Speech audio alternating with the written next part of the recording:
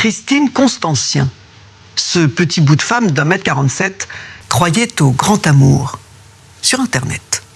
Elle y croyait tellement fort qu'elle a envoyé pour près de 19 000 € de SMS à un certain Sépharin et a mis toute sa famille sur la paille.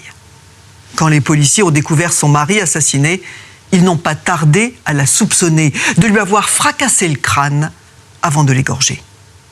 Christine Constancien a été condamnée à 25 ans pour assassinat. Elle n'a pas bronché. Et puis un jour, elle a décidé de se battre.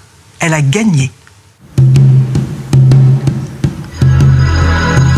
Amnéville, une ancienne cité minière dans la vallée de la Fensch, en Lorraine.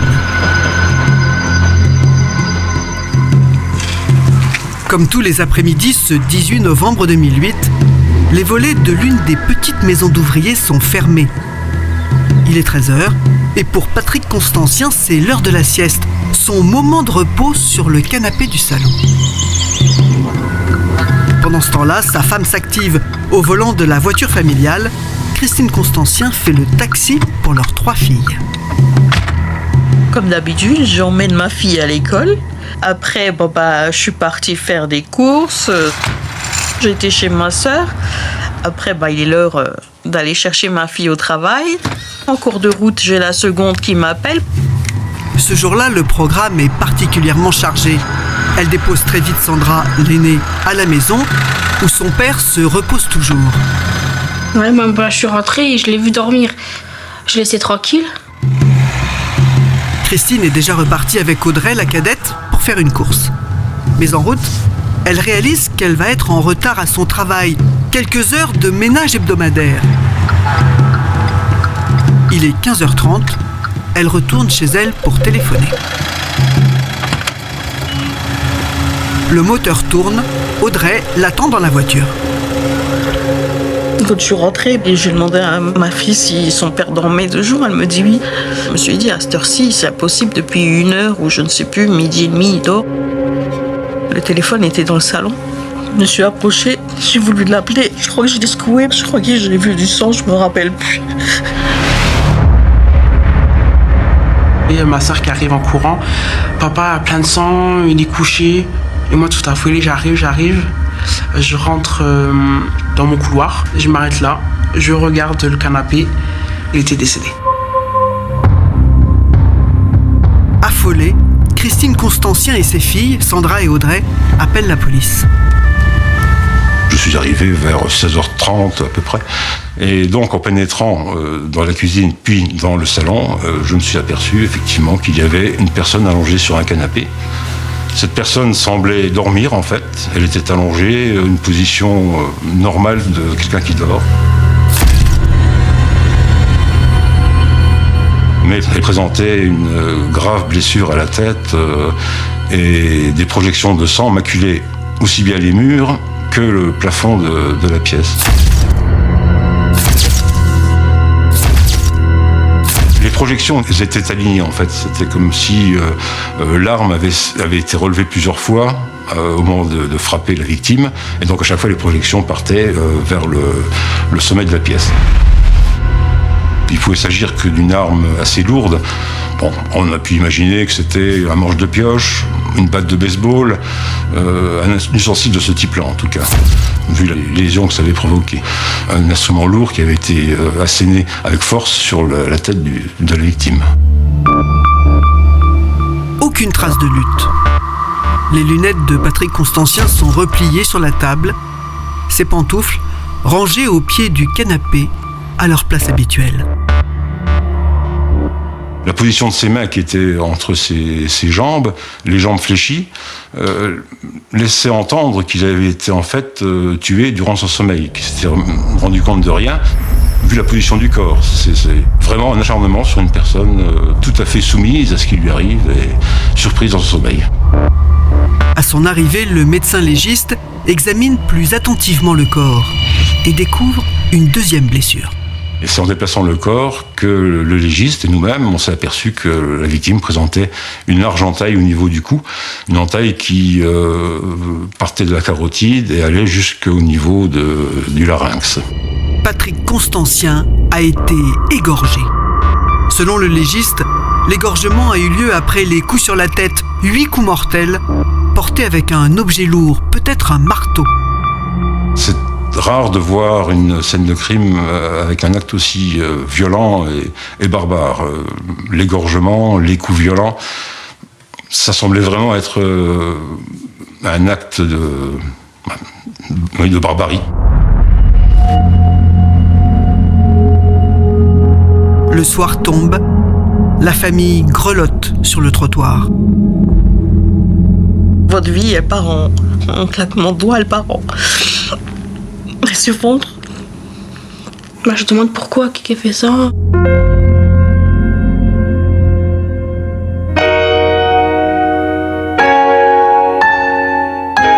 Philippe Hittinger, vous êtes commandant à la DPJ de Strasbourg.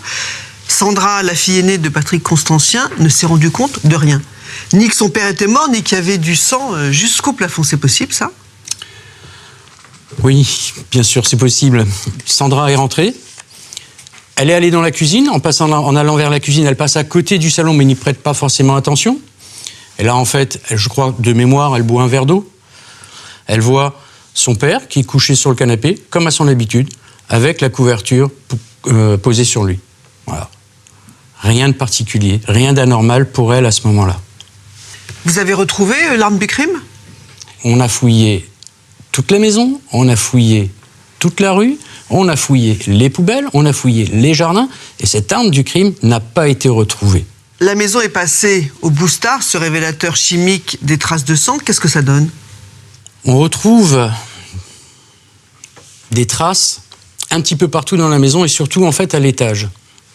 Mais nous ne trouvons aucun élément probant, laissant à penser qu'il y a eu lutte quelque part ailleurs que sur la scène de crime. Que faisait Patrick Constantien dans la vie ? Il travaillait pour la ville et était en arrêt maladie déjà depuis plusieurs semaines. C'est pas un homme qui trempe dans quoi que ce soit, enfin dans des réseaux, dans des trafics. Non, pas du tout. C'était vraiment quelqu'un qui vivait tranquillement chez lui, qui sortait en fait très peu, qui ne sortait pas avec sa femme, qui passait son temps à la maison, qui passait son temps à boire de l'alcool. Pas forcément le mauvais bougre, mais pas non plus le père de famille modèle.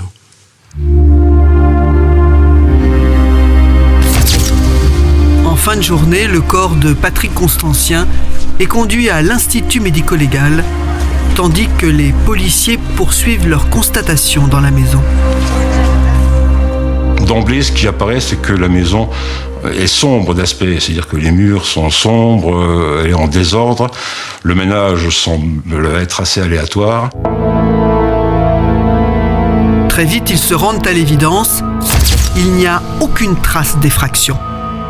Les clés étaient sur la porte d'entrée à l'intérieur. Et il m'a été indiqué que, de coutume, il ne fermait jamais cette porte à clé.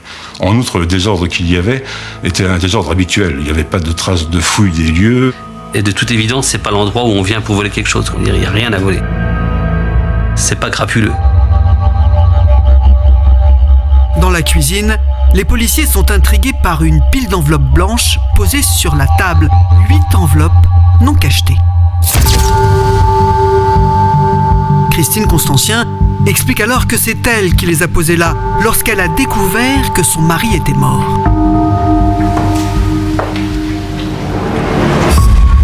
Dans la rue, devant la maison, elle en parle aussi à un journaliste.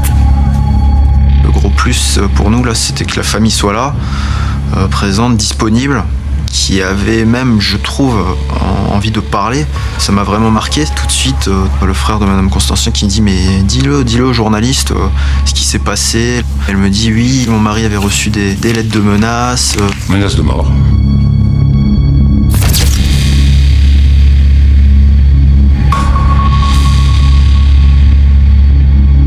On nous rate à peau. Tu vas payer.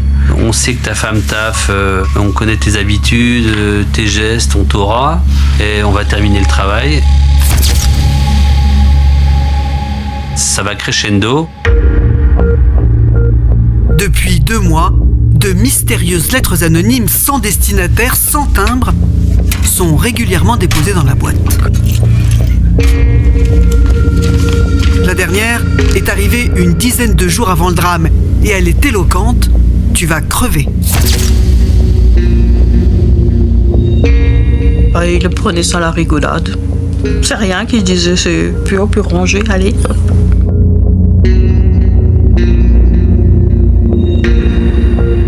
Ça faisait peur. Moi, j'ai toujours pris ça, l'histoire là, au sérieux. Parce que des milliers de menaces, tu reçois pas comme ça. Moi, je reçois pas. J'ai toujours dit à mon père d'aller porter plainte. Ça fait 25 ans que je fais ce métier. C'était la première fois qu'il y avait des lettres d'un corbeau pour revendiquer presque le meurtre de Patrick Constantien. On se dit, merde, qu'est-ce qu'il a pu faire ce monsieur pour mériter ça, quoi, hein. En tout cas, il était visé. C'est clair et net. Un acharnement barbare, des menaces dignes du grand banditisme, tout cela colle mal avec le profil de Patrick Constantien, un brave homme de 56 ans, jardinier de la commune d'Amnéville et fan de foot. C'est vrai que quand on a appris l'affaire, je suis tombé sur le cul, quoi. C'était pas possible, quoi. Je veux dire, la façon dont il est mort, pas possible, quoi. Petit bonhomme, que ce soit tranquille, pas de mal à une mouche, quoi. C'est quelqu'un d'attachant, de petit bonhomme sympa, quoi. Je veux dire, fêtard, sympathique, toujours prêt à déconner, quoi. C'était vraiment quelqu'un de gentil, quoi. Vraiment gentil. Du haut de son 1,60 m, Patrick Constantien n'était pas vraiment du genre à chercher la bagarre, même s'il avait tendance à abuser de la bière. C'est quelqu'un qui aime bien boire et qui, quand il a un coup dans le nez, comme on dit, peut sortir quelques bêtises, quoi, qui peuvent énerver. C'est vrai, il parlait bête sur tout le monde. Il pouvait s'en prendre verbalement à quelqu'un. Donc, nous, j'étais habituée. Patrick Constantien n'était pas au mieux de sa forme. En arrêt maladie depuis 1 an, il passait l'essentiel de son temps sur le canapé du salon. Donc il restait à la maison, il passait ses journées à faire des mots croisés. Donc je pense que ça devenait lourd déjà de rester lui-même à la maison sans rien faire. Chez lui, ouais, je pense qu'il devait se faire chier, quoi. Je veux dire. À part les copains de travail qui venaient de temps en temps, et encore, il côtoyait personne. C'était quelqu'un qui, était un peu seul. Mon mari était comme il était, mais c'était notre vie à nous. On a vécu plus de 20 ans ensemble comme ça, donc.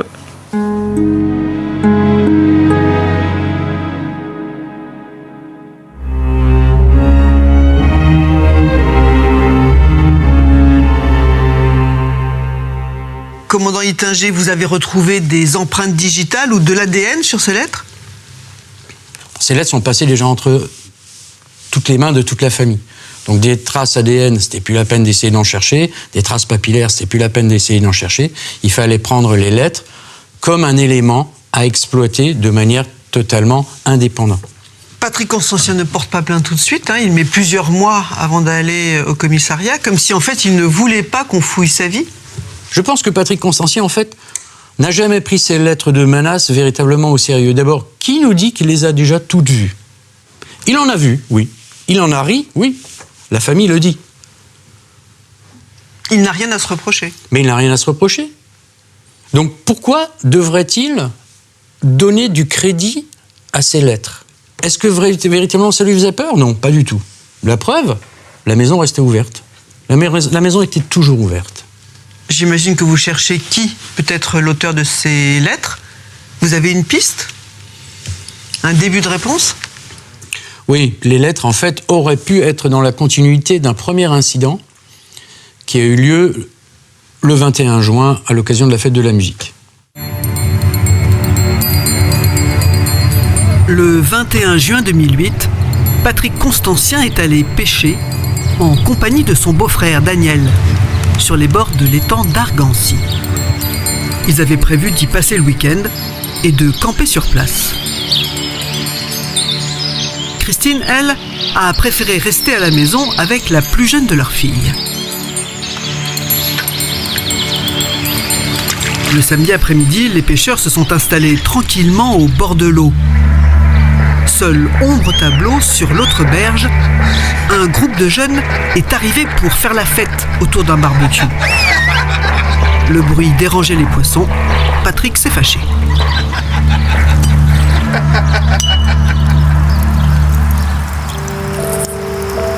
Vers minuit, le silence est revenu. Patrick Constancien est parti se coucher sous la tente. Au milieu de la nuit, à 1h30 du matin, il est réveillé par des flammes qui envahissent sa tente.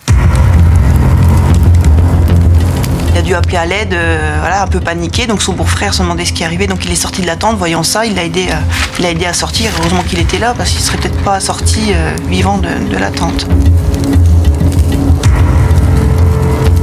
Le lendemain matin, brûlé aux bras et aux mains, Patrick Constancien est rentré chez lui. Le lendemain, je l'ai vu avec plein de bandages sur lui. J'ai dit, mais qu'est-ce qui s'est passé? Il me dit que la toile de tente, elle a brûlé. Bon, c'est tout, sans plus. Pour lui, c'était... il s'en faisait pas, quoi. Et quand son beau-frère est sorti de sa tente, il a vu au loin 2 personnes s'enfuir, 2 ombres, parce qu'il faisait nuit, effectivement, quitter les lieux aussitôt.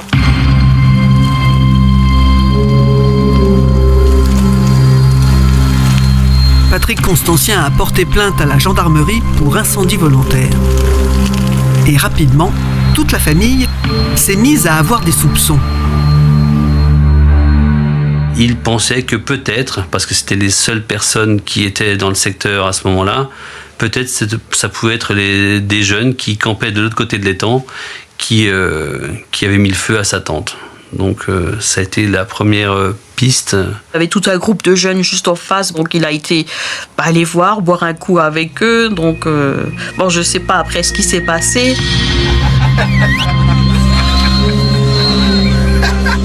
Je savais comment qu'il était, donc oui, je lui ai dit, t'as été chercher, comme on dit vulgairement, la merde, quoi. La première lettre de menace est arrivée quelques semaines après l'incendie de l'étang. Alors évidemment, certains y ont vu un lien. Nous, on pensait aux jeunes qui avaient en face de l'étang, qui auraient pu mettre le feu à la tente, qui auraient fait des menaces. Les policiers se mettent donc en quête des jeunes fêtards du mois de juin. Ils les interrogent un à un au commissariat de Metz pour savoir jusqu'où est allée leur dispute avec le pêcheur. Effectivement, à un moment donné, M. Constancien était allé les voir pour a priori se plaindre d'un quad qui faisait du bruit, etc. Mais bon, les jeunes, pour le coup, c'était des jeunes sans problème, quoi. Donc, je veux dire, ils avaient accepté les remontrances de M. Constancien. Ils avaient même bu un coup ensemble et ça s'était terminé là, quoi. Commandant Hittinger, la piste des jeunes de l'étang de pêche ne donne rien. Qu'est-ce qu'il vous reste? Ces lettres qui sont censées être en relation avec l'incident de la tente nous intéressent quand même continuent à nous intéresser. Dans les lettres, on fait référence aux dénonciations éventuelles des jeunes de la tente, mais surtout fait référence au fait que Christine Constancien travaille. Elle taffe, c'est ça? Elle taffe, le terme exact. En fait, la personne qui a écrit ces lettres connaît bien les habitudes de la famille. Connaît même très bien les habitudes de la famille, parce que Christine Constancien, en fait, travaille depuis très peu de temps. Qui pouvait bien lui en vouloir dans son entourage? Alors, on nous a parlé effectivement parfois de problèmes relationnels avec des membres de la famille. Alors, des pièces rapportées, hein, le petit ami d'Audrey. Donc, on a vérifié tout ça. Et pourquoi il lui en voulait, ce petit copain? Problème relationnel, problème de famille, mauvaise entente. Mais vous avez vérifié son téléphone, son alibi? Son alibi, la position de son téléphone, est-ce qu'il a pu commettre ou pas? La réponse est clairement non. Un crime de rôdeur? J'ai quand même suffisamment de boutiques dans mon métier pour savoir ce que c'est un crime de rôdeur. Un crime de rôdeur, c'est soit on va quelque part pour tuer et pour voler, soit on va quelque part uniquement pour tuer. Mais auquel cas, on a affaire à un serial killer qui va recommencer. On n'avait aucun rôdeur. Donc, nous ne comprenons pas qui a pu en vouloir autant à Patrick Constancien à ce moment-là.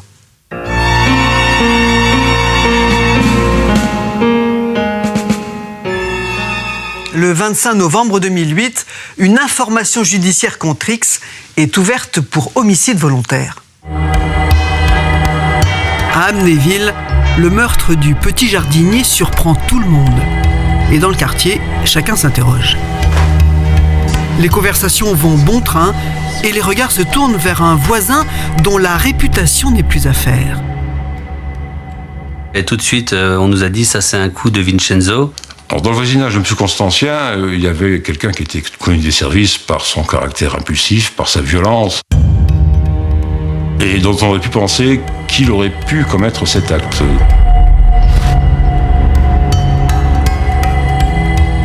Il s'est déjà battu avec mon mari, oui, en pleine rue, donc...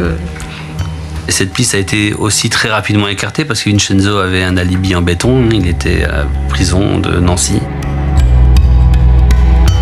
Le voisin soupçonné est à peine mis hors de cause que déjà la rumeur se tourne vers un autre habitant du coin, un certain Christian, un homme connu des services de police pour pyromanie. Il avait claironné dans le quartier qu'on avait fait le sourire sicilien à Patrick. Donc le sourire sicilien, a priori, j'ignorais l'expression, mais c'était le fait d'égorger quelqu'un. Et donc, a priori, personne n'était censé savoir que Patrick avait eu cette blessure au cou. Comment Christian le voisin est-il si bien informé ? Difficile de savoir qui a entendu quoi dans la confusion du moment. À ce moment-là, Christian est à proximité. Alors, a-t-il pu entendre ce que je disais ? C'est possible. Il est vrai qu'à cette heure-là, beaucoup de gens s'étaient approchés des lieux. Donc, on a recherché, on a fait des perquisitions chez lui, on l'a questionné, mais voilà, on n'a rien pu établir contre lui. La famille de Patrick Constantien n'échappe pas non plus aux mauvaises langues. Notamment Christine, les cheveux longs à l'époque. Son comportement au moment du drame en a surpris plus d'un. On nous dit, c'est vrai que Christine, 2 jours après les faits, elle était guillerette au marché. Voilà, on nous rapporte des anecdotes qui font que voilà, Christine, c'était la veuve joyeuse, quoi. Le jour du crime, alors qu'elle patientait sur le trottoir avec ses filles, Christine Constantien a intrigué un journaliste. On en fait régulièrement des affaires criminelles. On s'est chargé en émotions, toujours ces scènes de crime. Et là, il n'y a rien. Il n'y a rien. Visage, une dame, petite dame, visage très fermé, très froid. Voilà, c'est quelque chose qui m'a toujours poursuivi, quoi. Sur ce dossier, je me suis dit, j'ai toujours regardé ça en tête, en me disant pourquoi elle était aussi impassible face à la mort de son mari. Les enquêteurs la convoquent plusieurs fois pour l'interroger. Les gens ont trouvé mon attitude bizarre, mais non. J'ai mes enfants aussi. Faut bien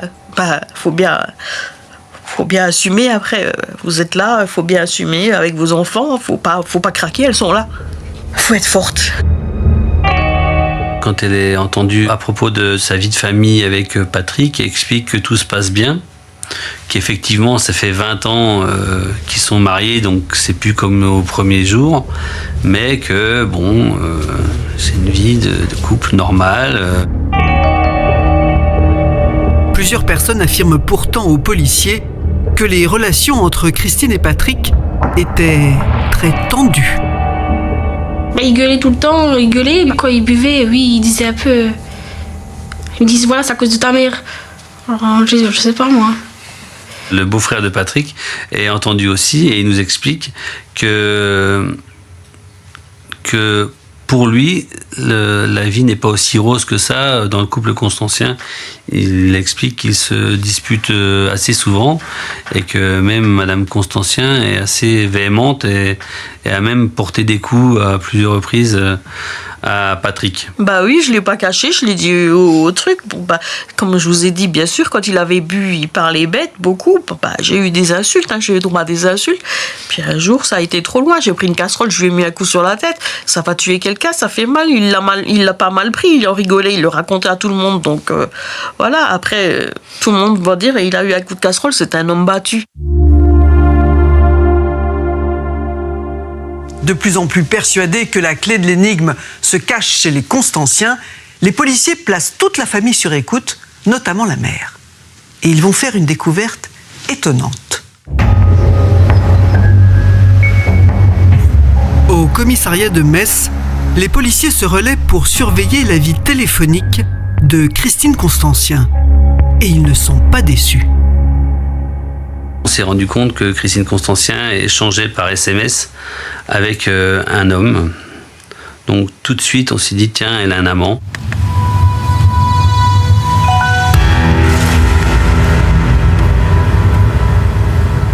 Elle passe sa journée, elle envoie des SMS en conduisant.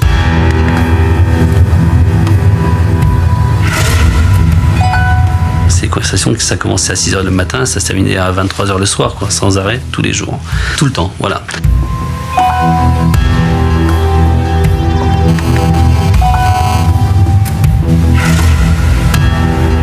On s'est rendu compte qu'elle correspondait avec cette personne qui se faisait appeler Sépharin depuis mars 2008. Et c'était assez énorme en termes de quantité, puisque à la louche, c'était entre 150 et 200 SMS par jour échangés, quoi. Au total, elle a échangé plus de 39 000 SMS en 9 mois avec cet homme. Et la teneur de ces conversations ne laisse aucun doute. Sépharin ou Séraphin, selon les SMS, lui faisait une cour assidue. Il se parle d'amour, elle raconte sa vie, elle dit qu'elle est malheureuse avec Patrick Constancien, qu'il se passe plus rien avec lui, que régulièrement il la rabroue parce que sa maison est mal tenue. Christine Constancien croit être tombée sur l'homme idéal, quoi. Quelqu'un qui comprend ses problèmes, quelqu'un qui la brosse dans le sens du poil, qui l'aime, voilà. Et donc Christine Constancien, elle tombe amoureuse. Mais les policiers vont vite découvrir que ce Séraphin cache bien son jeu. C'est pas celui qu'il dit être, je crois, un chauffeur de bus de la région lyonnaise, mais que c'est l'employé de la société qui commercialise le service de chat, quoi. Donc c'est une personne, un employé qui, toutes les 8 heures, change et qui parle avec Christine Constancien en se faisant appeler Sépharin. Depuis 8 mois, Christine Constancien converse tendrement avec un amoureux virtuel, un amant qui n'existe que dans sa tête, sans jamais réaliser qu'elle se fait tout bonnement escroquer par le site de rencontre. Elle y croit tellement que Séraphin est même le premier qu'elle prévient de la mort de son mari, le 18 novembre, dès 17h, à peine 1 heure après avoir découvert son corps. Elle envoie un SMS à Sépharin en lui disant « Mon ex vient de se faire tuer ». Et effectivement, c'est assez particulier, quoi. Ça veut dire que dans sa tête, c'était plus son mari, quoi. C'était son ex. Pour dire à Sépharin « Je suis libre ». Mais Christine paye cher cet amour virtuel. La société qui emploie Sépharin profite largement de sa crédulité en diluant à l'infini les conversations. Sépharin essaie de la faire parler, quoi. C'est... Tiens, j'ai envie de te dire quelque chose, mais j'ose pas, Christine. Quoi ? Ah, j'ai peur de te le dire. Mais vas-y, dis-le. Ah, je sais pas si je vais te le dire. Si, dis-le. Bon, d'accord, je vais te le dire. Tu veux que je te le dise ? Oui. Ah ben, je suis content, aujourd'hui, il fait beau. Voilà, donc ça fait 5 SMS à 30 centimes.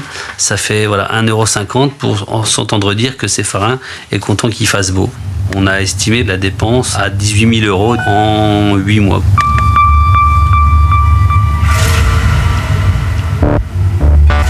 Comment cette femme et ses maigres heures de ménage a-t-elle pu payer une somme pareille ? Sachant que donc la seule rentrée d'argent de la famille, c'était le salaire de M. Constancien qui se montait à 1 100 €. Imaginez très vite qu'elle a mis la famille en faillite. Dans le même temps, le couple Constancien a multiplié les crédits revolving pour boucher les trous, quoi. Et ça la ruine, mais elle s'en fout. Elle continue à envoyer ses SMS.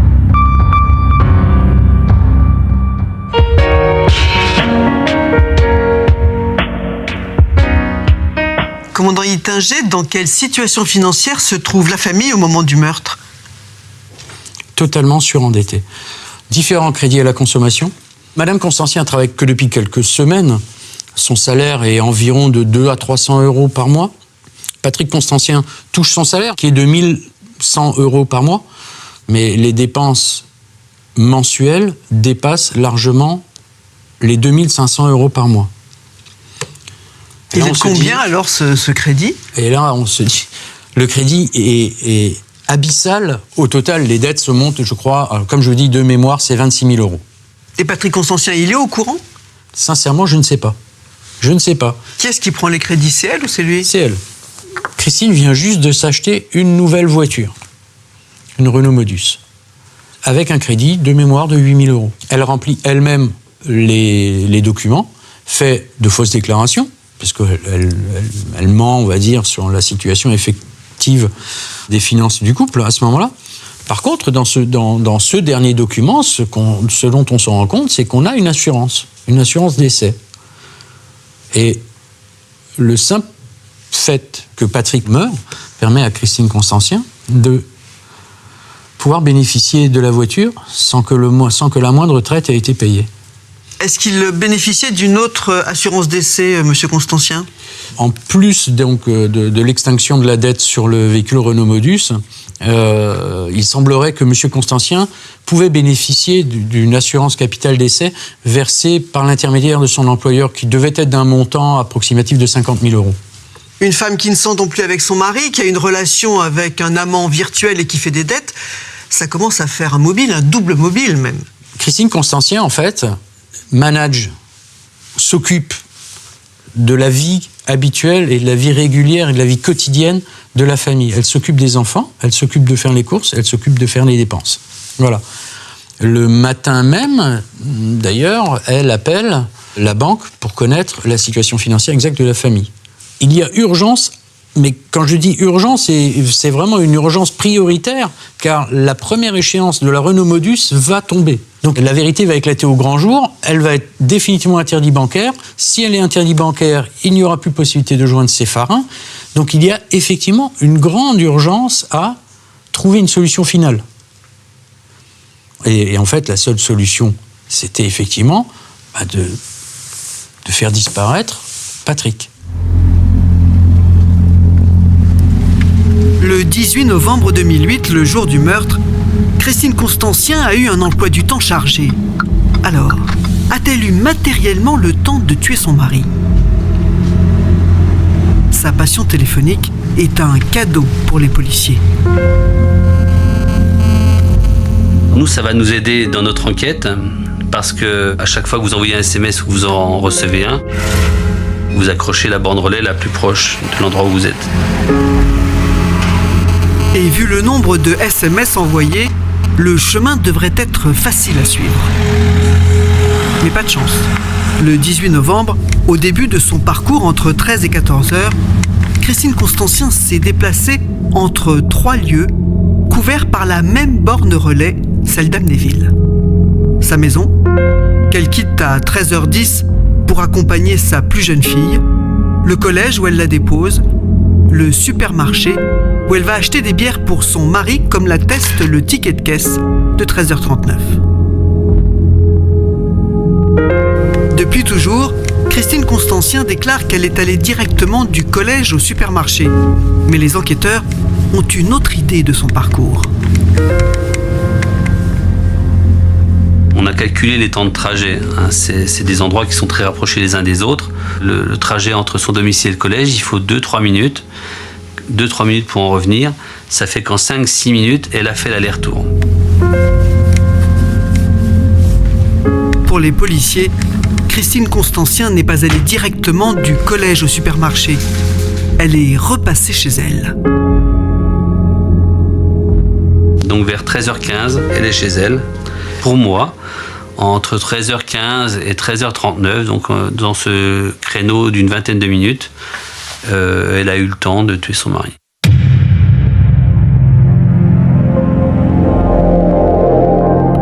Christine Constantien serait ensuite repartie de chez elle pour faire des courses. Elle affirme qu'elle est allée dans un premier supermarché avant de se diriger tout de suite vers un autre. Il faut 5-6 minutes en roulant normalement pour se rendre d'un magasin à un autre.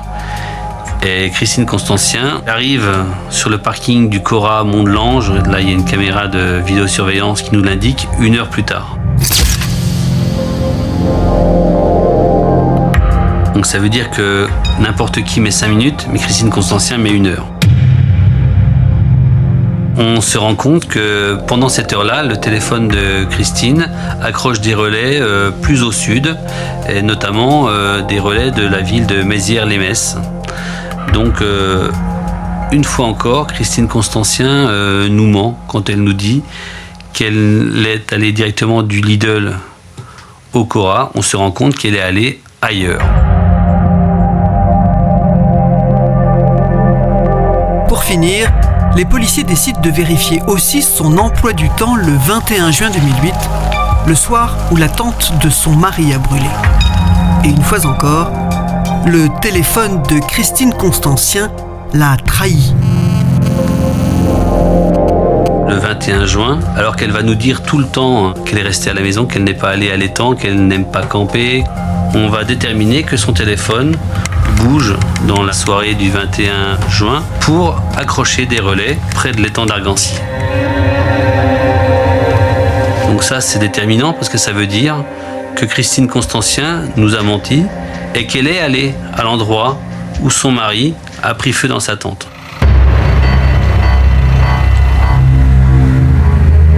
Donc pour nous, ce fait, c'est la première tentative de Christine Constancien de tuer son mari et ensuite de se mettre avec Séfarin.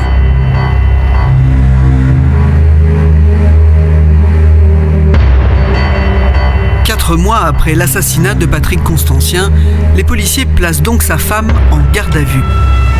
Ils l'interpellent le 10 mars 2009 devant les grilles du collège où elle est venue chercher sa fille.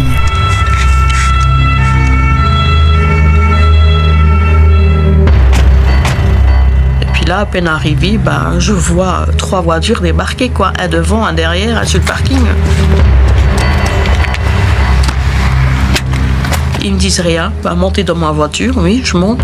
Je ne m'appelle pas Mérine, quoi. Je ne suis pas l'ennemi public numéro 1 non plus, quoi. Et là, vous ne savez même pas pourquoi que... Et après, on vous dit, vous êtes en garde à vue à partir de cette heure-ci. Mais en garde à vue de quoi? Au commissariat de Metz, les policiers la questionnent de nouveau sur l'incident de l'étang. Ils insistent, mais elle répète ce qu'elle a toujours dit, elle n'est pas sortie ce soir-là.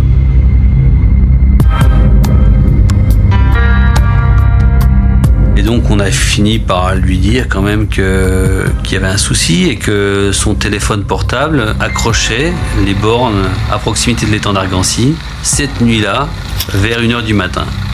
Et donc là, Christine Constancien nous dit « je vais tout vous dire.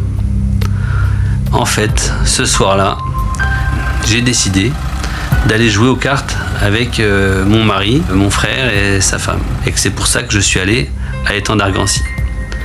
Et quand je suis arrivé devant l'étang, j'ai vu qu'il n'y avait plus de lumière au niveau des tentes. Je me suis dit, ils doivent dormir. Et donc j'ai rebroussé chemin. Je suis passée, j'ai vu qu'il n'y avait rien, je suis repartie, c'est tout. Certes, mais quand le lendemain elle a appris que son mari avait été brûlé dans sa tente, Christine Constancien n'a rien dit. Pourquoi vous ne lui avez pas dit que vous étiez, cette nuit-là, venu pour jouer aux cartes? Et elle me répond, mais s'il avait su que j'étais venu, il aurait cru que c'était moi.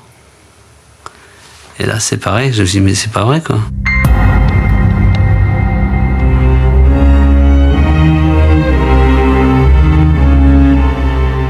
Commandant Hittinger, vous prenez la relève de M. Thomas en garde à vue.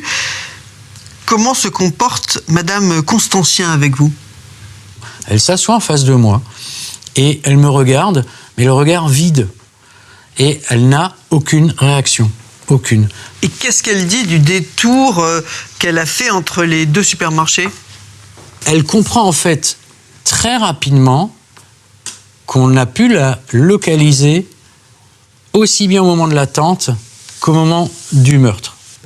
Et donc, elle change un petit peu sa version. Elle nous raconte qu'elle est partie en direction d'un autre magasin ou d'une autre localité pour reconnaître un itinéraire pour aller à son futur travail. Nouvelle version. Voilà. Au cours de la garde à vue, vous lui apprenez que Séfarin n'existe pas, en fait? Comment elle réagit? Elle est un peu déçue, elle dit d'ailleurs, oui, il m'a largué. Oui, ça me coûtait cher, mais bon, je ne peux pas non plus couper cette relation. Et très rapidement, 2 mois après, mais là, elle est en contact téléphonique avec un homme avec lequel elle envisage d'avoir des relations sexuelles dès qu'elle pourra. Donc, elle rebondit. Elle est toujours en recherche d'amour, elle est toujours en recherche, en fait, de l'être qui va la sortir peut-être de sa condition actuelle. En garde à vue, elle nie. En garde à vue, elle nie. Elle nie toujours. Et quand je la reprends sur les lettres, parce que les lettres sont devenues un élément incontournable pour nous. Je rappelle comment est-ce que ces lettres sont arrivées. Dans l'enquête, Christine Constancien, la dépouille de son mari est encore sur le canapé. Christine Constancien va dans un meuble, sort un paquet de lettres, donne les lettres au premier intervenant, qui est le voisin, en disant « Mon mari avait été menacé ». 15 ans que je fais ce boulot, j'ai jamais vu ça. Pourquoi cette précipitation à sortir les lettres? Pourquoi, Christine? Pourquoi la personne, le corbeau, qui envoie ces lettres, passerait tous les jours dans ta rue pour mettre ça dans la boîte aux lettres? Je veux dire, moi, quand je passe dans la rue, la voisine, elle va me voir, l'autre voisine va me voir, et les deux là-bas aussi vont me voir. Or là, personne n'a jamais rien vu. J'ai pas de réponse. Et ma toute dernière question, c'est, je lui dis,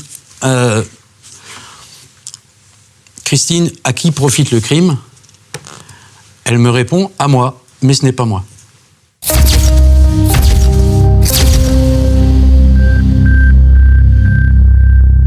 À la fin des 48 heures de garde à vue, Christine Constancien est conduite devant la juge d'instruction où elle rencontre son avocat commis d'office. Je suis face à une petite femme, en fait, parce qu'elle n'est pas très grande, Madame Constancien, une petite femme qui a l'air complètement à côté de la plaque, qui est complètement perdue. C'est un fantôme, on a l'impression qu'elle marche comme ça, mais comme si on la tirait en avant pour avancer. Pendant tout l'interrogatoire, la prévenue est comme absente. Elle est complètement décalée par rapport à ce qui va lui arriver. Parce que là, elle n'a pas conscience qu'elle risque très fortement d'être incarcérée après cette audience chez la juge d'instruction. Finalement, elle s'en fiche de sa défense, elle me demande juste « Mais est-ce que vous savez où sont mes filles ?» Ça fait 2 jours que je ne les ai pas vues, 2 jours, j'ai pas de nouvelles d'elles depuis 2 jours, est-ce que vous savez où elles sont ? À la fin de l'audience, Christine Constancien est mise en examen pour l'assassinat de son mari et placée sous mandat de dépôt à la maison d'arrêt de Mesqueleu.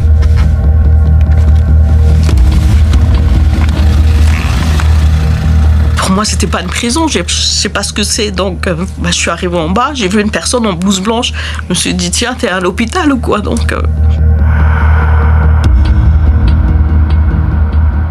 m'a fait monter en haut, c'est là que je me suis rendu compte que j'étais en prison. Vous voyez toutes les portes alignées.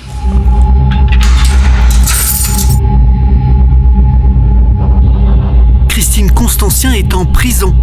Pour sa famille, c'est la preuve qu'elle est coupable. Son frère aîné Daniel l'enfonce. C'est vrai que Daniel, après donc la garde à vue de sa sœur, nous a expliqué que un jour, alors que Christine était en colère contre son mari, lui avait dit « T'aurais mieux fait de cramer dans ta tente ». On a l'impression qu'il sous-entend que de toute façon, si il n'était plus là, ça ne changerait rien pour sa sœur. Au contraire, qu'elle en serait débarrassée. Voilà. Sa sœur Florence, elle aussi, la soupçonne. Elle souligne d'ailleurs que Christine avait un comportement bizarre quand elle lui a rendu visite le jour des faits. Sa sœur dira « Ah ouais, mais finalement, à bien y réfléchir, elle était même plus joyeuse que d'habitude. Ma sœur, elle était plus joyeuse. C'est comme si y avait eu quelque chose qui fait qu'elle était extrêmement contente.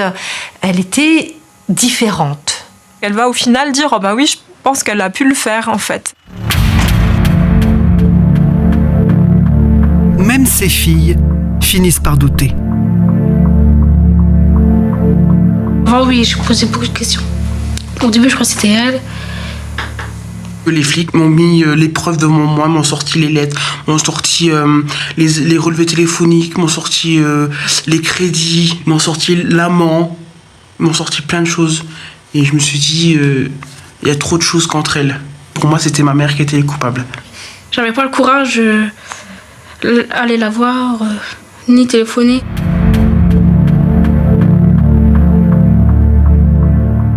J'avais personne qui venait me voir.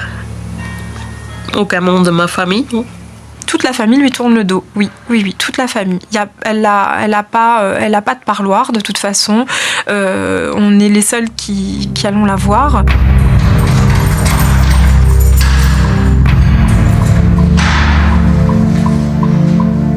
Une fois, on avait été chez le juge pour enfants avec maître Rosati.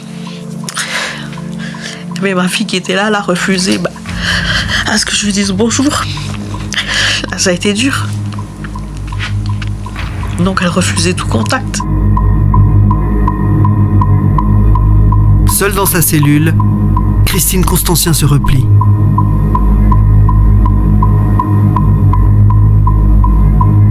Une fois qu'elle est incarcérée, elle se plonge dans un certain mutisme.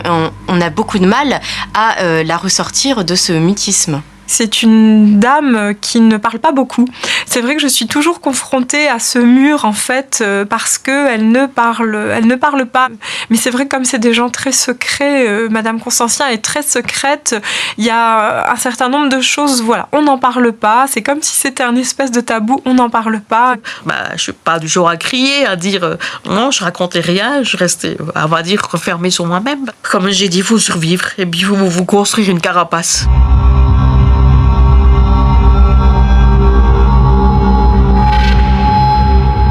La juge réclame une enquête de personnalité et une expertise psychologique. Elle veut cerner cette mère de famille, atone, fermée, accusée d'un crime particulièrement violent. C'est quelqu'un qui a eu une enfance, une adolescence un petit peu terne, sans relief. Lorsqu'elle était enfant, elle était avec ses parents, ils ne partaient jamais en vacances, elle n'avait aucune activité, elle n'avait pas d'amis, elle restait toute seule, enfermée, elle le dit elle-même, je suis restée tout le temps enfermée chez moi, dans ma chambre. À peine majeure, Christine Constancien quitte un père alcoolique pour un mari alcoolique. C'est un milieu social très défavorisé. Je veux dire, ils n'ont pas beaucoup de contact avec l'extérieur. Ils vivent repliés sur eux-mêmes. Il n'y a pas de sortie, il n'y a pas d'amis qui viennent en visite. Ils sont entre eux. C'est une vie où il ne se passe pas grand-chose. Où effectivement, la seule joie, je veux dire, la seule animation, ce sont ces filles. Mais l'expertise psychologique ne vient pas vraiment au secours de Christine Constancien. Certes, elle décrit une femme introvertie et taciturne, mais pas seulement. L'expert conclut au fait qu'effectivement c'est une personnalité passive, quelqu'un qui a l'air calme, mais ces termes ont été en tout cas un caractère qui n'est pas incompatible avec une rage soudaine et fugace de mémoire, disait-il. Donc ça pouvait laisser sous-entendre, sur un coup d'énervement, elle arrive et elle tue son mari. Voilà.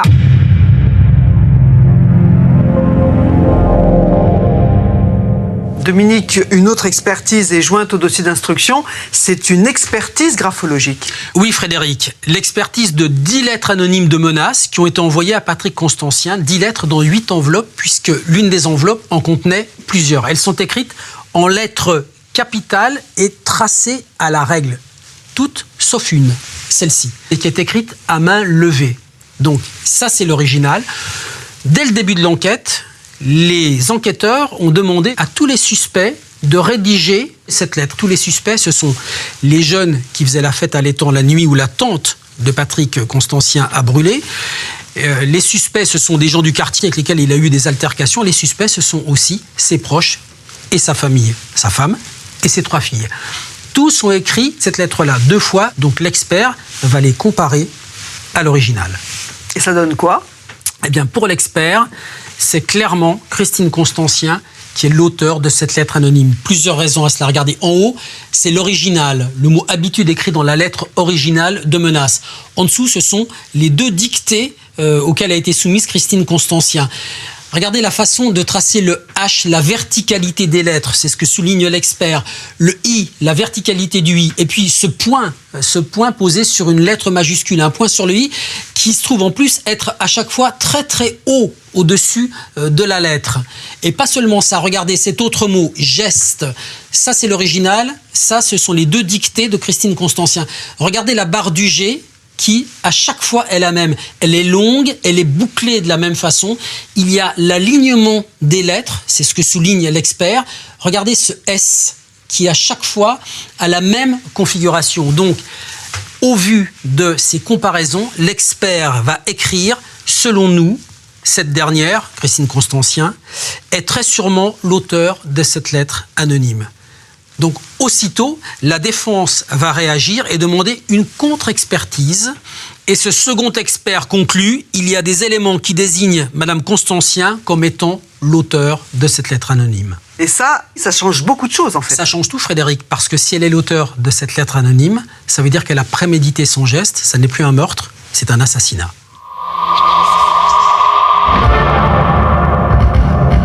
L'instruction touche à sa fin. Alors, le 17 juin 2010, la juge la presse une dernière fois de dire toute la vérité. Et Christine Constancien avoue enfin. Oui, elle a menti sur son emploi du temps le jour du meurtre. Plus exactement, sur ce fameux détour d'1 heure au sud d'Amnéville. Elle va encore changer de version, quoi. Elle va abandonner l'histoire de la vérification d'itinéraire pour dire, en fait, ce jour-là, je suis allé rencontrer un homme dans un hôtel.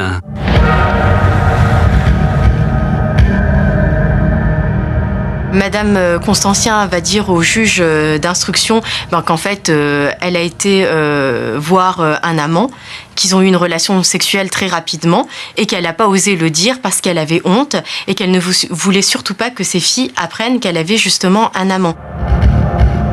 Mais les révélations de l'accusé sont un peu courtes. Donc forcément, l'homme, elle ne connaît pas le nom, elle ne connaît pas le prénom, elle ne connaît plus le numéro de téléphone, elle ne sait plus dans quel journal d'annonce elle a trouvé, enfin bref, voilà. La juge d'instruction n'est pas convaincue, les policiers non plus.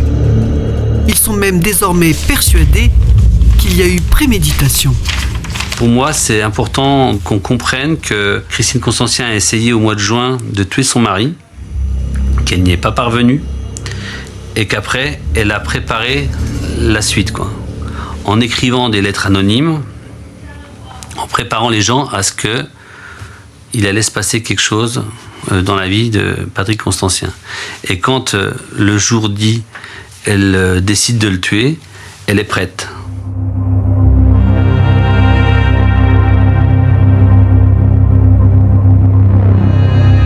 Derrière la veuve un peu perdue, se dessine peu à peu une experte du crime. Elle explique aussi son goût pour les séries télé policières, genre Les Experts. Elle lit Le Nouveau Détective, enfin je veux dire, elle se passionne pour les comptes rendus d'enquêtes policières. Elle est au fait des techniques policières de recherche de traces. La preuve, le jour du crime, lorsque les policiers ont trouvé du sang dans sa voiture, Christine Constancien a tout de suite compris le problème.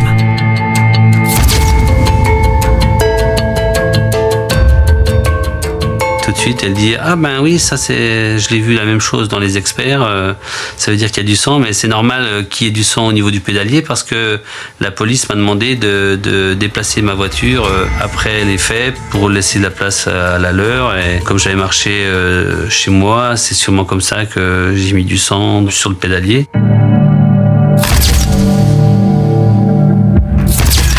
Lors des constatations, les policiers avaient trouvé une surchaussure, une sorte de chausson en papier dont personne n'avait pu expliquer l'origine. Ils comprennent maintenant pourquoi Christine Constancien n'avait aucune trace de sang sur elle ce jour-là. Elle aurait tout prévu et enfilé des vêtements jetables.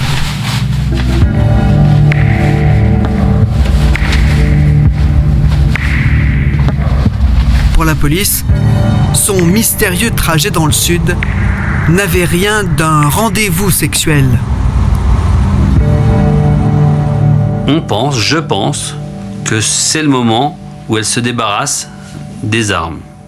C'est une région qui est agrémentée de nombreux étangs et lacs, et je pense que pendant cette heure-là, elle est allée se débarrasser des éléments susceptibles de l'accusé.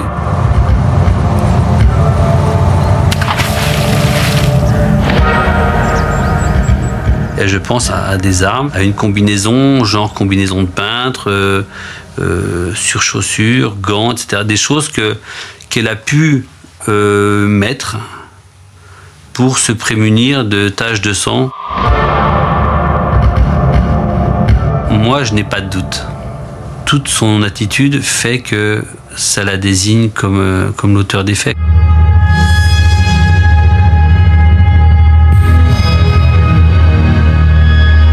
Mais malgré les charges qui s'accumulent, elle tient bon sur une chose, son innocence. Combien de fois qu'ils m'ont dit avoue, mais je vais pas leur avouer une chose que je n'ai pas faite. Je suis innocente, je vais pas leur dire j'ai assassiné mon mari pour telle ou telle raison comme eux ils le disent, non?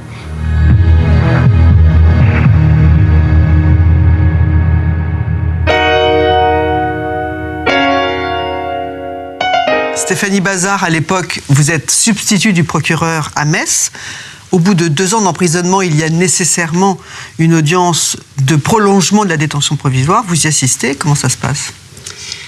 Madame Constancien, qui n'avait jusque-là formé aucune demande de remise en liberté, se présente. Je requiers la prolongation de sa détention provisoire et à l'interrogation du juge des libertés de la détention, elle indique qu'elle préfère rester en prison jusqu'à son procès et qu'elle ne souhaite donc pas être libérée. C'est quelque chose qui est... exceptionnel quand même. Exceptionnel. En tout cas, c'est la seule personne détenue qui se dit innocente, puisque à ce moment-là, elle ne reconnaît pas les faits et qui ne demande pour autant pas à être libérée. Et comment vous expliquez ça? C'est une femme résignée, elle est hyper adaptée à la détention, c'est quoi? Je pense qu'effectivement, elle s'est adaptée à la détention et que ça se passe plutôt bien. Et que ce qu'elle indique aussi, c'est qu'elle n'a plus rien à l'extérieur, puisque à ce moment-là, ses filles ne lui parlent plus, ne viennent pas la voir, qu'elle a évidemment plus de maison et qu'elle se dit que c'est plus facile de rester en prison. Qu'est-ce qui est décidé? Elle peut sortir? Non, la détention est prolongée et donc elle a comparu détenue lors de son procès d'assises. Elle va être renvoyée devant les assises. C'est vous qui rédigez le réquisitoire définitif. La préméditation est donc retenue. Elle est retenue à partir des éléments de l'incendie de la tente de son mari en juin précédent, en juin 2008, puisque les investigations ont démontré qu'elle était présente sur les lieux, contrairement à ce qu'elle indiquait dans un premier temps, et par rapport aux lettres de menaces aussi qui ont été envoyées entre juin et le décès.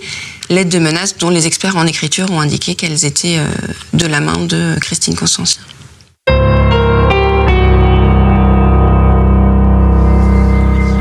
21 septembre 2011, premier jour du procès d'assises à Metz.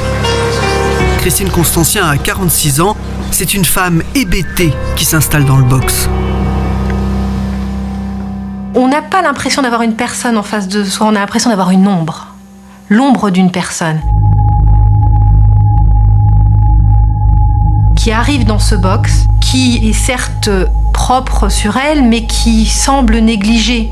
Elle a les cheveux longs, lâchés, elle est un peu voûtée. On est face à un fantôme. L'accusé fait face à ses 3 filles, assises sur le banc des parties civiles. La plus jeune, Myriam, a 17 ans, la cadette Audrey, 22, et l'aînée Sandra, 24. C'est la première fois que Christine revoit ses enfants depuis sa mise en examen 2 ans et demi plus tôt. J'avais très peur de la revoir. Elle était entourée de 5 polices, je crois, 5 flics, oui. Elle était en pleurs, triste, à nous regarder. Elle pleurait. Ce qui lui importe, c'est voir ses filles. Voilà, elle voit ses filles, elle échange des regards. Voilà, on sent que c'est elle les revoit, elle revoit ses filles. Et c'est ça qui l'a. Voilà, j'ai l'impression qu'elle est prise par ça en fait. Ça fait 3 ans que je les vois plus. Donc le peu de temps que je les vois là, vous vous demandez quel jugement elle porte sur vous, parce que vous savez pas trop, ce qui se dit, ce qui s'est dit. Et ces filles rigolent. Donc c'est vrai qu'on est tous un petit peu étonnés. Il y a une drôle d'ambiance. Je pense que ces filles rigolent par nervosité, tout simplement. Les filles Constantien ne sont pas vraiment venues soutenir leur mère. Elles sont parties civiles à charge. Sandra, elle veut connaître la vérité. Son père a été retrouvé avec le crâne fracassé. Et elle veut savoir effectivement qui. Je sais plus laquelle des deux a dit c'est 50-50. Il y a 50% de chances que ce soit elle, il y a 50% de chances que ce soit pas elle. J'attends de voir ce qui va se passer. Je veux dire, elles sont toutes dans l'attente de réponses. Et elles n'ont toujours pas ces réponses. Au début, je disais elle, après c'est pas elle. J'avais tout qui était dans ma tête. J'arrivais pas à regarder en face en fait. Elle était tout le temps de la tête baissée. Alors, c'était dur. À la barre, la plus jeune, Myriam, laisse éclater sa colère. Elle est très, très, très, très remontée contre ma mère. Parce qu'elle a toujours dit au début que c'était ma mère. Que si jamais elle était déclarée coupable, elle ne voulait plus entendre parler. Dès le début du procès, les avocates des parties civiles donnent le ton, bien décidées à obtenir des réponses pour les filles de Patrick Constantien.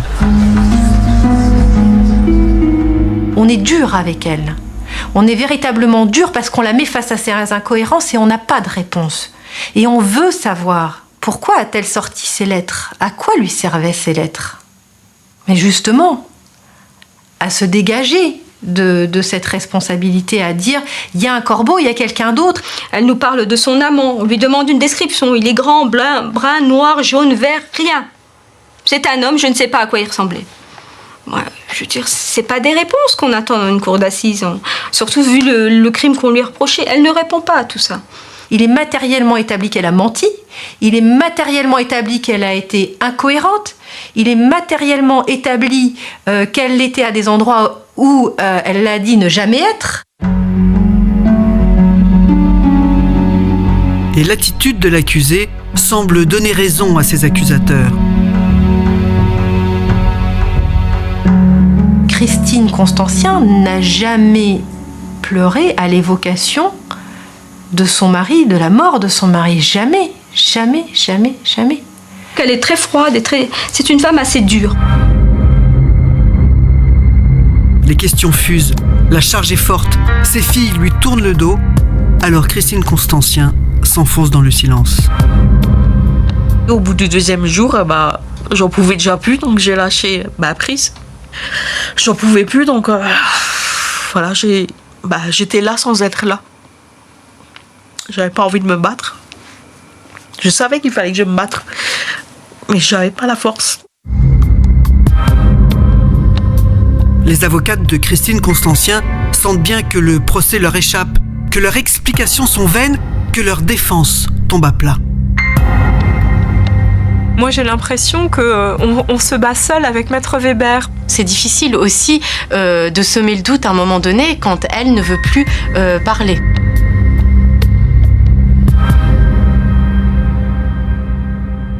Madame Bazard, à ce procès, vous êtes l'avocat général. Que dites-vous dans votre réquisitoire ?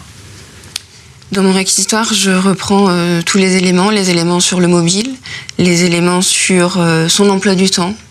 Je minute son emploi du temps, j'explique qu'effectivement, elle a eu les moyens de le faire. Selon l'accusation, le crime a été commis dans un délai de quelques minutes, en fait. Oui, voilà. Il y a eu quelques minutes pour porter les coups de marteau. Et dans un deuxième temps, il y a eu cet égorgement qui intervient alors même que la victime est en train d'agoniser. On est sûr de l'heure du crime ? On n'est pas sûr de l'heure du crime. On ne peut jamais être sûr de l'heure du crime. Mais en tout cas, on est sur une période qui est avant 14h, nécessairement avant 14h, puisqu'il y a ce délai d'agonie. Un égorgement, c'est quand même très barbare, c'est très violent. C'est pas vraiment un crime de femme. Généralement, c'est pas un crime de femme. Maintenant, rien n'interdit à une femme de le faire, étant précisé que cet égorgement a lieu alors même que la victime était inconsciente, puisque déjà en train d'agoniser en raison des premiers coups. Et la personnalité de Christine Constancien interroge aussi, très discrète à l'extérieur, mais qu'à l'intérieur de son couple, elle était violente, elle était dominatrice par rapport à son mari, et que c'était finalement une autre Christine Constancien dans le cercle restreint de sa famille. Et donc, pour nous, en tout cas, la thèse, au moment de mes réquisitions, c'était qu'elle avait égorgé pour être sûre que cette fois-ci, il ne survive pas, quand on prend le fait que dans l'incendie de la tente, il avait survécu à cet incendie et à ces brûlures. Quelle peine demandez-vous ? 30 ans de réclusion criminelle.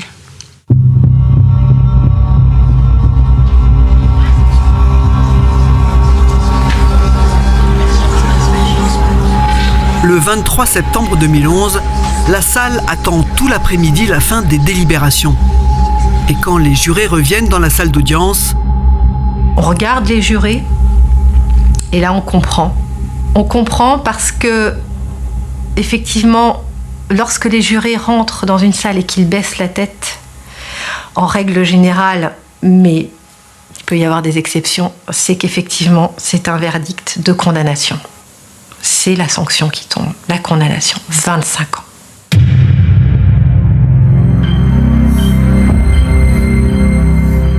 Quand on m'a annoncé les 25 ans, je suis restée comme ça parce que je n'y croyais pas. Ce que je leur ai dit, c'est que je veux rentrer à la maison. Pour moi, la maison, c'était que la prison. Oui, c'était chez moi. C'était très dur, on l'a vu partir avec les menottes et on l'a plus jamais revu. Christine Constancien repart donc pour la maison d'arrêt de Queuleux. Même si pour nous la décision est prise, pour nous il faut absolument faire appel, mais donc on va pas la voir tout de suite, on la laisse un petit peu se poser, rentrer entre guillemets chez elle, comme elle dit, je veux rentrer à la maison à ce moment-là, et on va la voir quelques jours après pour faire le point avec elle, pour l'inciter à faire appel. Et elle nous dit, moi j'en peux plus, on me croit pas, voilà, pour elle, elle nous dit, on ne me croira jamais. Personne ne croit que je suis innocente. Pourquoi on va me croire ? Comment on va faire ? Mais nous, on lui dit, mais Madame Constancien, vous êtes innocente. Vous nous avez toujours dit que vous êtes innocente. Alors maintenant, il y a la possibilité de l'appel. Il faut se battre jusqu'au bout. Christine Constancien finit par accepter du bout des lèvres. Mais dans les jours qui suivent, un nouvel événement vient lui donner envie de se battre. J'ai décidé d'aller voir ma mère en prison. De lui présenter son petit-fils et son gendre. Je me suis dit, je peux pas la laisser toute seule, je l'ai vu meurtri. Donc je me suis dit, je vais y aller, même si j'ai toujours une peur que ce soit elle. Dans la foulée d'Audrey, Myriam, la plus jeune des filles, fait elle aussi un geste vers sa mère. Et un jour, à Noël, ma fille, elle m'a écrit. Alors la surveillante, elle est venue toute contente avec la lettre en me disant voilà votre cadeau de Noël, c'est ça. À partir du moment où ces filles reviennent la voir, eh bien il faut qu'elle y aille, qu'elle fasse à nouveau front. Et puis donc là, eh bien on a l'impression que qu'elle se prend en main, que maintenant elle va se battre, et là elle se laisse plus aller.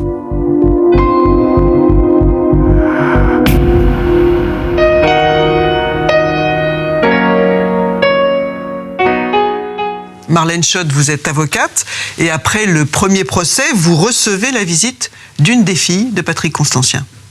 Audrey vient me voir à mon cabinet.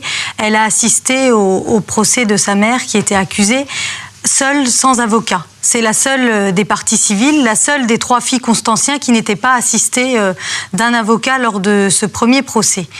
Et elle en ressort avec des interrogations, des doutes. Et elle vient me voir parce qu'elle veut avoir un avocat pour avoir accès au dossier. Vous vous mettez au travail, l'une et l'autre ? Elle s'est vraiment investie. Elle est venue lire des passages entiers du dossier. Ça lui a pris des après-midi parce qu'elle avait une soif de connaître ce qu'il y avait dans cette procédure. Et qu'est-ce qui vous a étonné ? Immédiatement, quand je prends connaissance du dossier, je me dis, il y a quelque chose qui colle pas dans les horaires. Dans les horaires, parce qu'on sait que Christine Constancien, ce jour-là, au moment où son mari est tué, elle est tout le temps en train d'envoyer des SMS. Et c'est là où ça va pas. Il y a un trou, en fait, entre le moment où elle fait ses courses et le moment où elle va envoyer des SMS, mais ce trou, il est trop court, à mon sens, pour qu'elle puisse avoir tué son mari. Après la lecture du dossier, Audrey, elle a des doutes. Audrey se dit, c'est pas ma mère qui a commis ce crime. Elle décide de renouer les liens avec sa maman et elle va la voir au parloir du centre pénitentiaire de Mesqueleu très régulièrement. Et alors, qu'est-ce qu'elle lui dit ? Ce qu'elle lui dit, c'est « Maman, tu as décidé de faire appel.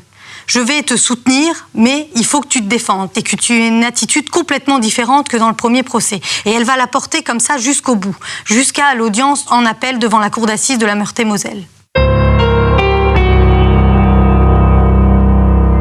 En cellule à Queuleux, Christine Constancien attend tranquillement la date de son nouveau procès. Cela fait 5 ans qu'elle est là. C'est une figure de la détention. Tout le monde la connaît, donc il y a même des surveillantes qui se sont attachées à elle et des détenus. Et je dirais pour la première fois, elle a des amis parce qu'elle n'en a jamais eu. À un moment donné, oui, il y a une surveillante, elle regardait dans l'ordinateur, elle me dit « Vous êtes le plus vieux numéro d'écrou, si vous plaisantez ». Non, elle dit « Vous êtes la plus ancienne détenue, homme, femme confondue ». Quand elle m'a sorti ça, je dis « Mais vous êtes sûr qu'on m'a pas oublié ici ?» Oublié, non. Mais le délai raisonnable, autorisé par la Cour européenne des droits de l'homme pour être jugé, est dépassé. Du coup, le 9 janvier 2014, ses avocates obtiennent une remise en liberté sous contrôle judiciaire. Ce sont elles qui lui apprennent la nouvelle par téléphone. Mon Dieu, je suis restée devant le téléphone, j'ai commencé à pleurer, bien sûr. Du coup, j'étais motivée, donc j'ai pris les panières, je suis montée en cellule. En 2-3 mouvements, tout était enlevé, le matelas, les draps.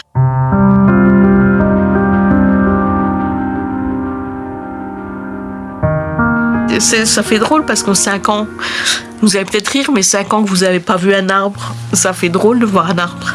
Ça fait drôle de voir plein de choses. À sa sortie, Christine Constancien est hébergée par une amie, une femme énergique et décidée, qui lui expose tout de suite son plan de bataille. Il a fallu un relooking total.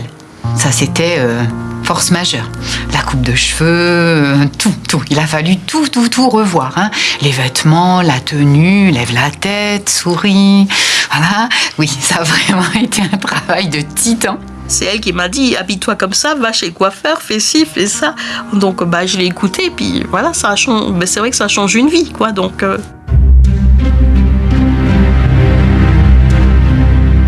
Ses avocates, son amie, tout le monde se lance dans la bataille.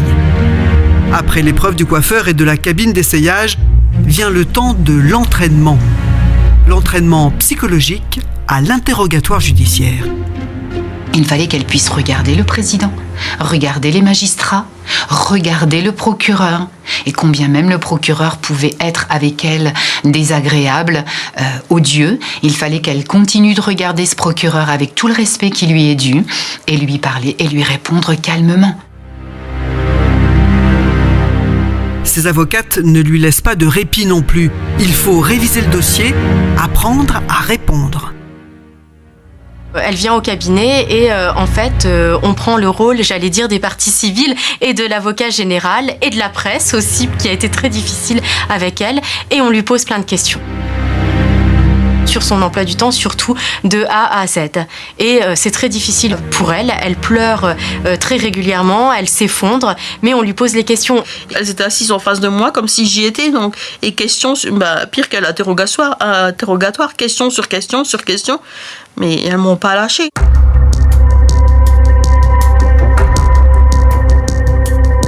Oui, on lui demande vraiment de se battre, je dirais de se battre contre elle-même, parce que c'est ça. Son plus grand ennemi, finalement, dans ce dossier, c'est elle.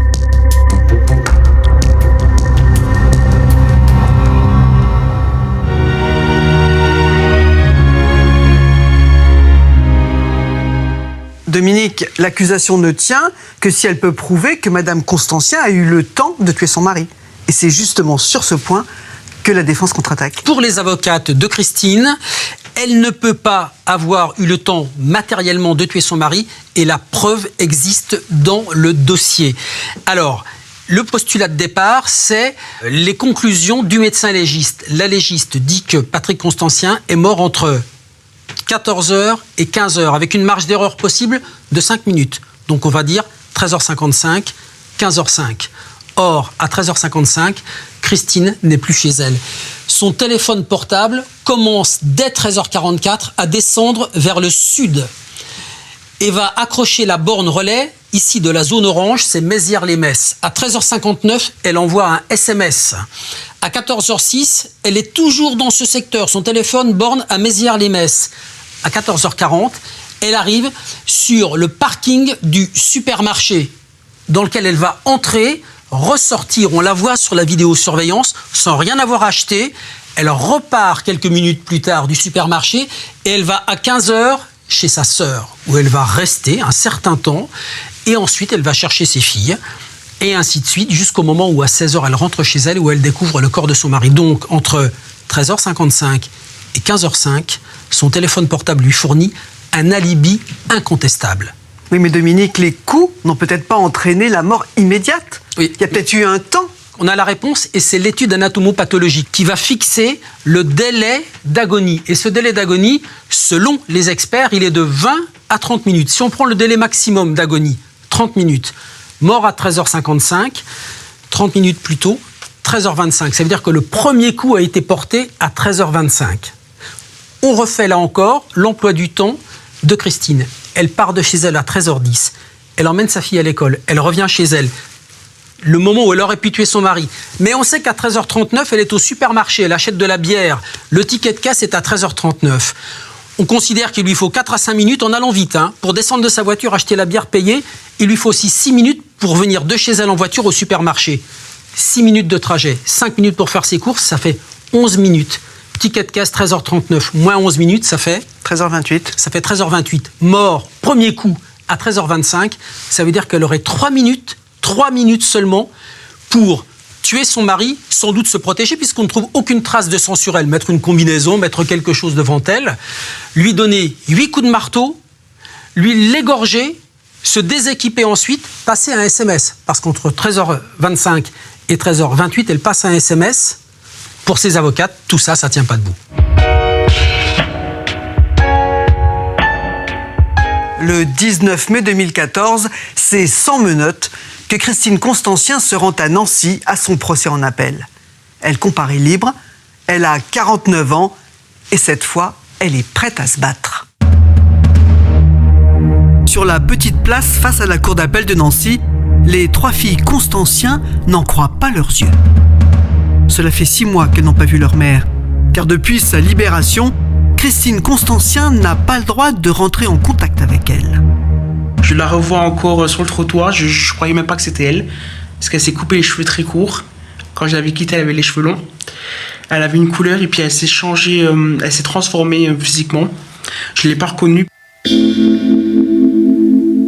Et c'est vrai que l'accusé ne passe pas inaperçu. On voit arriver une femme, mais qui n'a rien à voir avec le fantôme de 2011. Elle est libre, elle a changé de look. Elle a une coupe très courte, elle fait plus jeune, elle est habillée avec soin. On a l'impression que c'est une personne totalement transformée.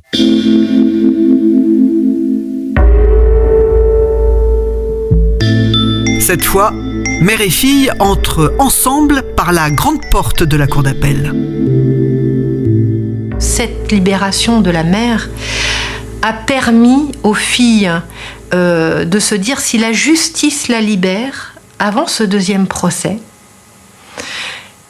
peut-être qu'effectivement, eh bien, c'est peut-être pas elle.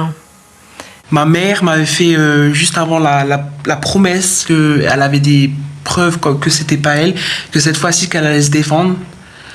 Parce que je lui ai dit, tu te défends pas, oublie-nous. Installée à quelques mètres du box, derrière ses avocates, Christine Constancien n'a pas oublié ses leçons. Je suis pas schizophrène, mais j'entendais les petites voix de mes avocates, de mon ami. Dire, tu fais comme si, tu dis ça, tiens-toi droite, pas pencher, pas comme si, tu te mets droite, tu le regardes bien, tu réponds. Eh bien, elle répondait de manière très diplomate en leur expliquant ce qui s'était réellement passé. Vraiment, c'est une autre personne qu'on a eue à ce procès-là. Donc on a envie de l'écouter. Elle a des choses à dire, elle parle, elle se confie, elle pleure, elle dit c'est pas moi, mais avec plus de conviction. Elle le crie maintenant, je suis innocente.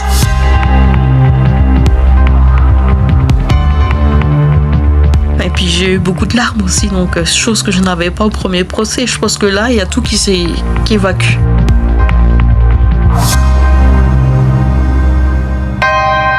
Appelé à la barre pour présenter son rapport, le policier chargé de l'enquête reste soufflé. Ce qui m'a choqué, c'est quand on présente aux jurés les photos de la scène de crime, elle se met à sangloter dans son mouchoir. Voilà, style je suis triste. Et ça, depuis 6 ans que je suivais ce dossier, c'était la première fois que je la voyais pleurer, quoi. C'était plus la Christine Constancien qu'on avait tous connue. Elle avait changé. Pour moi, c'est clairement du théâtre. Très vite, l'audience tourne au champ de bataille. Le chef d'enquête a maintenant 9 femmes contre lui. Christine Constancien, ses 3 filles et toutes leurs avocates. Je savais que ça allait être compliqué. Les avocats ont déployé l'artillerie lourde, quoi, hein, mais contre moi. Contre moi, contre l'enquête. Hein. Les 2 avocates ont quand même plutôt bien bataillé, elles ont rien lâché. Le policier, chaque fois qu'il avance un élément, elles avaient des billes quand même pour le contrecarrer et opposer la faiblesse de la procédure, quoi.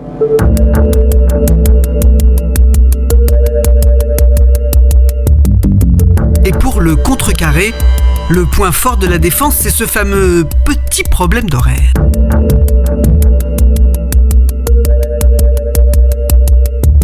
L'enquêteur poursuit sa démonstration en relativisant l'heure de la mort donnée par le légiste. Les créneaux ne sont jamais précis. C'est pas comme dans les séries télé où, avec la température du foie, on peut dire qu'il est mort à 12h25 ou 5 ou 10 minutes. Voilà. C'est pas comme ça que ça se passe. C'est beaucoup plus compliqué.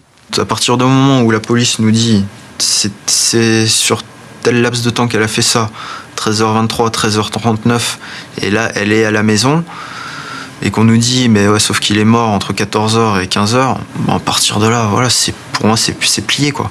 Mais à la limite, qu'est-ce qu'elle fait dans le box des accusés ?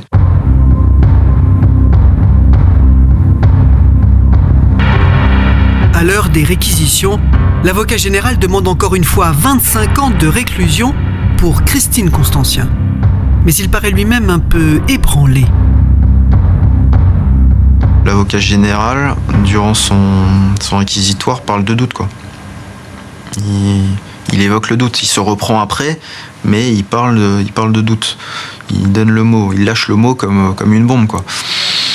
On a un avocat général qui soutient une accusation. Est-ce qu'il y croyait véritablement ? Je ne sais pas. Au terme de 3 jours de débat et de 3 heures de délibéré, c'est enfin le moment du verdict.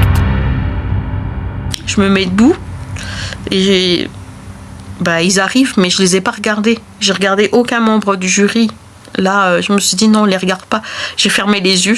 Je vois les premiers jurés rentrer et j'ai l'impression de capter un sourire et un regard des 2 premiers jurés qui rentrent. Et là, je me dis, ça, c'est peut-être bon. Ils commencent à dire les chefs d'accusation. Et puis ils disent non coupable, non coupable. Quand ils disent non, là vous avez déjà un point en moins, puis c'est là que j'ai commencé à pleurer, toujours mes yeux fermés parce que je n'y croyais pas. Donc, mes filles, elles me disaient, tes avocates, elles avaient leurs mains sur la tête en train de prier. Elle dit, non, vous y croyez toujours pas. Et là, le président, ils disent, vous êtes acquittés, mais j'y crois toujours pas. Alors je suis là, je regarde, et quoi faire ? Christine Constancien n'est pas coupable. Elle n'a pas frappé, elle n'a pas égorgé son mari durant sa sieste dans le salon de leur petite maison d'Amnéville. Christine Constancien est libre. Et après, elle vient toute contente près de nous. Et la première chose qu'elle me dit, c'est « Est-ce que je peux venir chez toi ce soir ?»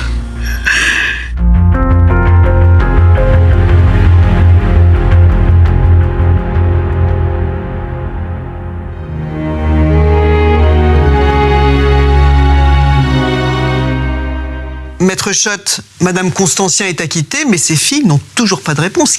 Oui, alors l'acquittement, la première réaction d'Audrey Constancien que je défends, c'est d'être soulagée parce que sa maman est innocentée, mais immédiatement, elle se tourne vers moi et elle me dit « Et alors ça s'arrête, et pour mon père, et qu'est-ce qui se passe ?»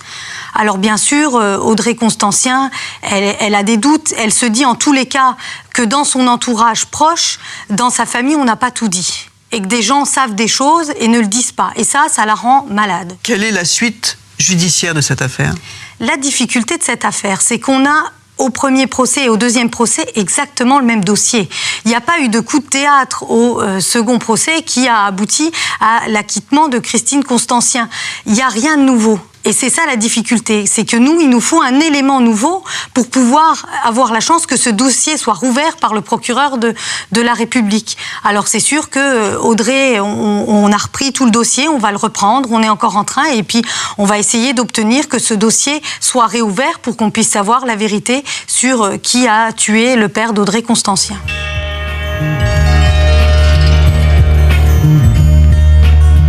Christine Constancien est donc définitivement innocentée et elle doit être indemnisée pour les 5 ans qu'elle a passés en prison. Mais alors qui a tué Patrick Constancien ?